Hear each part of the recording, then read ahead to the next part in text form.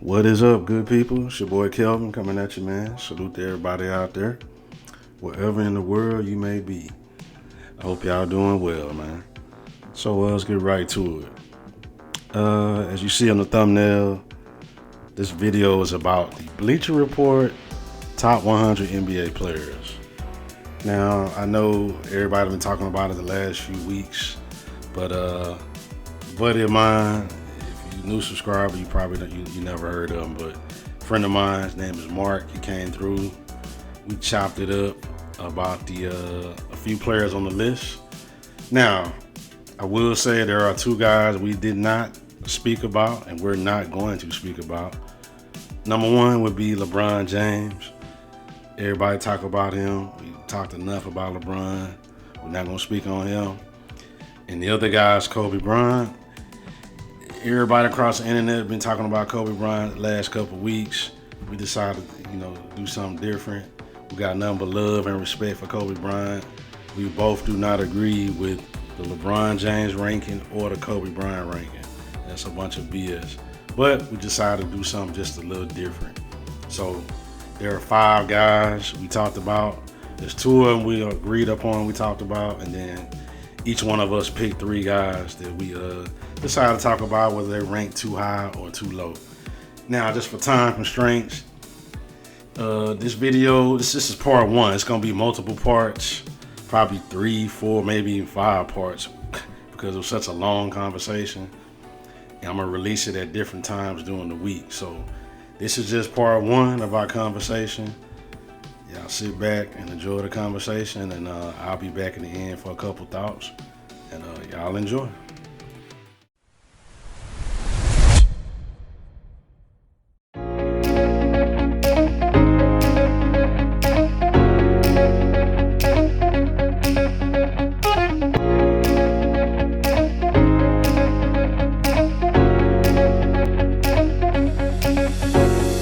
First guy we're gonna talk about is Steve Nash.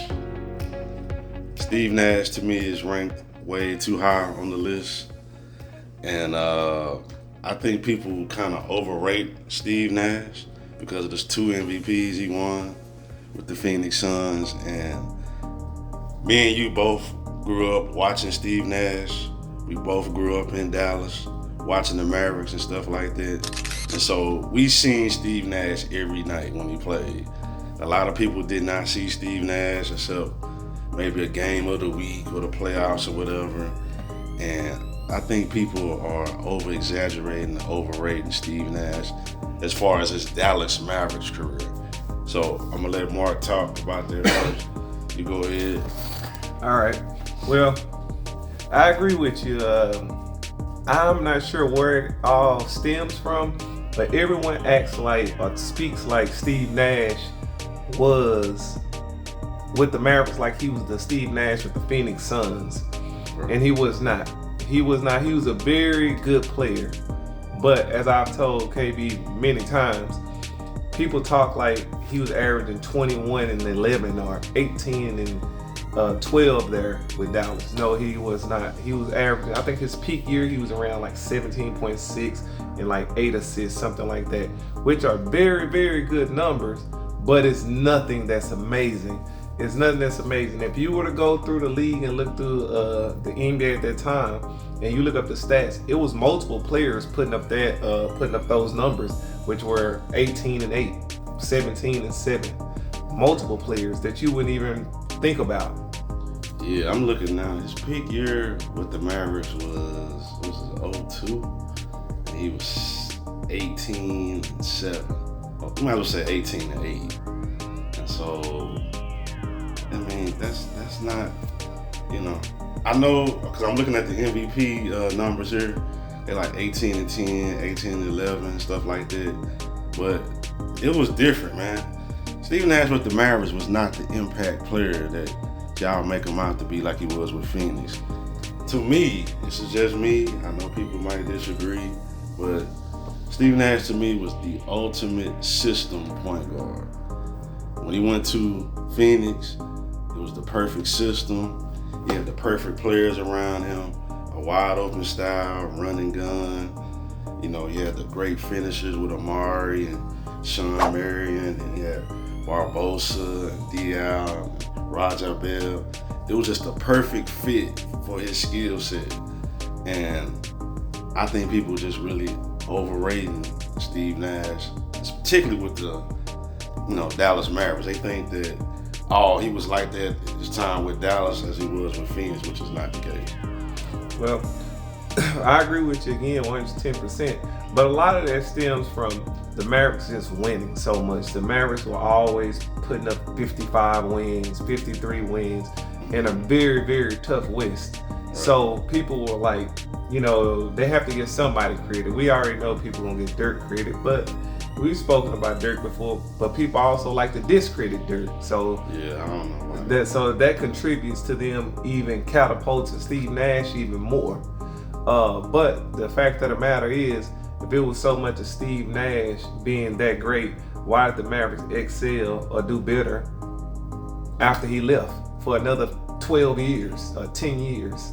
He does. Okay. Steve Nash is ranked. I'm looking at it now. He's ranked number 35, which is to me that's ridiculous, man. That's too high. It is. Do you think he's a top 50 player? I'm not saying top 75. I'm saying top 50. To me, I will put him like right outside of that because again, I know the reason why he's catapulted that high is because of those MVPs. If Steve Nash didn't have those MVPs, Steve Nash would be ranked closer to 75. He'd be like 66 or 69 or something like that. But the MVPs push him over the top, especially with back-to-back MVP. If he just had one MVP, he'll probably be outside the top 50. But 2 back-to-back, and it's only like a couple people who've done it. That just...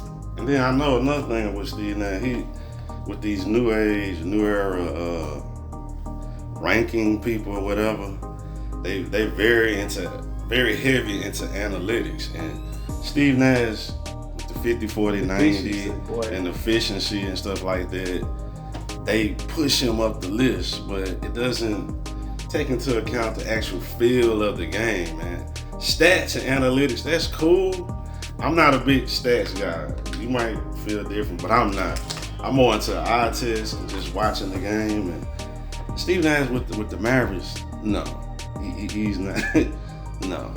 He was no better. I'm telling you, he was no better than Marbury and them were with the Timberwolves. He was no better at that time. Actually, I think Stephon Marbury was a tad better with the Timberwolves for the short period he was there. Not saying the Phoenix Suns Steve Nash, but like you were saying, also saying Steve Nash is probably one of the guys, if not the top guy, top 3 for sure, that benefited from playing with like the perfect situation to promote his skill set. When you got guys like Joe Johnson coming off the bench, I forgot about this. When you got guys like that, Quentin Richardson coming out to shoot three, Eddie House, Barbosa and them, and all. You got all these dudes that can really, they're really ahead of their time. It's more like a modern day team. Yeah. With the spreading the floor and stuff, and even going back to the Mavericks, people gotta remember when he came in the late '90s, he wasn't getting no playing time. Now, true enough, KJ, Jason Kidd, they all timers. I get it. But even when they traded him to the Mavericks, initially, he wasn't doing that. And so it took Don Nelson coming there. Don Nelson kind of running an open style or whatever, and then he started to excel. And then when he got to Phoenix, he just took off. But even with the Mavericks, though, man, y'all are really overrated. I'm not saying Steve Nash is a bad player. He was a hell of a player, but top 35, I don't agree with it. They ran a lot of, and with the Mavericks, they ran a lot of pick and pop. It wasn't a heavy transition like, he get such and such get the rebound, Boris Diaw get the rebound, or whoever, and they kick it to Nash. Then you got Sean Marion running on one wing, Amari Stoudemire trailing on one side, and Joe Johnson sitting at the 3-point line, and he's just like everybody on their heels, So yeah, his assist could go up. And to be honest with you, it's not like they went up to 14. You know, that was 10, 11. That's good. Right. But it wasn't like, oh my God, like he was averaging like 4. Like it just went through the roof. Now, where I do give Steve Nash credit at is, if I recall correctly, the previous year before he got to Phoenix, they won like 20 or 30 games. And then when he got there, they won like, 50, 60, something up in that range the year before. And a lot of people don't talk about that part. They won, 04, I'm looking now, they won 29 games. And the first season got there, they won 62. That's what I'm saying. A lot of people don't recognize that as that statistic or whatever you want to call it. So you gotta give them credit for that situation, for the turnaround and a major part of it. Now I don't. They had a different. I don't know about the roster though. I don't know about the roster. I'm looking at the roster. It was Marion was there. Joe Johnson was there. Actually, they had Stephon Marbury for part of the season. But yeah, the year before they were bad. Then he got there, they won 62. Was the coach still the same, or they changed? It probably changed. D'Antoni was there. He was an assistant. It looked like it was Frank's son. Well, D'Antoni was there a part of the season. So it don't matter. He wasn't a head coach. So he was there a part of the season. But, okay. And again, I listen, people. We're not trying to trash Steve Nash by no means. Steve Nash is a Hall of Fame basketball player, but 35, man. That's. And again, Bleacher Report is Bleacher Report. Whatever. But we're just having a conversation. But the way I heard a lot of younger fans on YouTube, and I know y'all didn't see Steve Nash. Y'all just looking at stats and stuff. We seen him every night, and he wasn't like that. That was average for sure. He wasn't like that. He was good. He was a very good player, but when he went to Phoenix, everything just fit perfect, and he just took off. And with the Mavericks, that wasn't MVP Nash. See, man. The difference was with the Mavericks and the Suns was this. Like I was saying, a lot of people like to give more discredit Dirk for them winning. So they like to pass it off. Oh man, they had Sean Marion. Oh, they had such and such. Oh, they had Steve Nash. They had Jason Kidd. That's why, to kind of depreciate Dirk's value. But at the same time, they use it to also catapult the guys that they do like even more, maybe like a Steve Nash. And the thing is with the Mavericks is this. The Mavericks, once they got Steve Nash, when he first got there, people, like you were saying earlier, don't recall that he wasn't playing that much. I think he was averaging like single digits or something like that, maybe like 7, 8, something in that range. And when Don Nelson came, he recognized that Dirk and Steve Nash had all this chemistry. Right. So he implemented them. As I told you many times, I used to see Dirk and Steve Nash in South Dallas, walking around, reciting rap lyrics, Tupac rap lyrics. I remember like yesterday. And like I told you, Josh Howard used to be out there all the time. Marquise Daniels, Devin Harris, right in the hood. Right. They would be out there.